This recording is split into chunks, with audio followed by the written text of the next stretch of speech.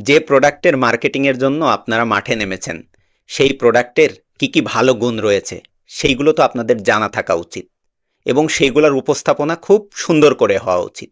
পাশাপাশি যদি কোনো দুর্বলতাও থেকে থাকে সেগুলো সম্পর্কেও বিস্তর ধারণা থাকা উচিত।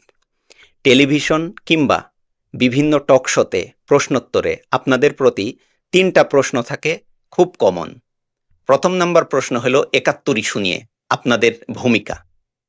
দ্বিতীয়ত নারী বিষয়ে আপনাদেরকে প্রশ্ন করা হয় যে বাংলাদেশের নারীদের পোশাকের স্বাধীনতা কেমন থাকবে, তাদের চলাফেরার উপরে আপনারা কোনো বিধিনিষেধ আরোপ করবেন কিনা।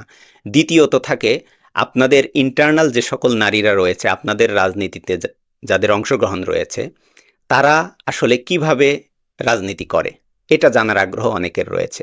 এবং তৃতীয়ত হলো আপনাদেরকে প্রশ্ন করা হয় যে শারিয়া আইন নিয়ে। উপস্থাপকদের ভঙ্গিটা এমন থাকে যে তারা মনে করে পাইছি একটা মুরগি, ধরবো একে। ভাই, আপনারা যদি ভালো মতো আপনাদের ভিউ উপস্থাপন করতে না পারেন তাহলে এ সকল টিভি টক শোতে যান কেন?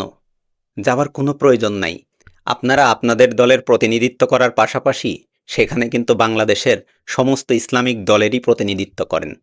আপনাদের জায়গায় যদি অন্য কোনো ইসলামিক দলের কেউ থাকতো তাদেরকেও কিন্তু একই প্রশ্ন ফেস করা লাগতো, যার কারণে আপনাদের উত্তরগুলো খুব শক্তিশালী হওয়া দরকার। পাশাপাশি বাংলাদেশের এখন একটি বিরাট জনগোষ্ঠীর মানুষ আপনাদের স্বপ্নের সঙ্গে একাত্মতা পোষণ করেছে। তারা চায় আপনারা এই প্রশ্নগুলার স্ট্রংলি উত্তর দেন।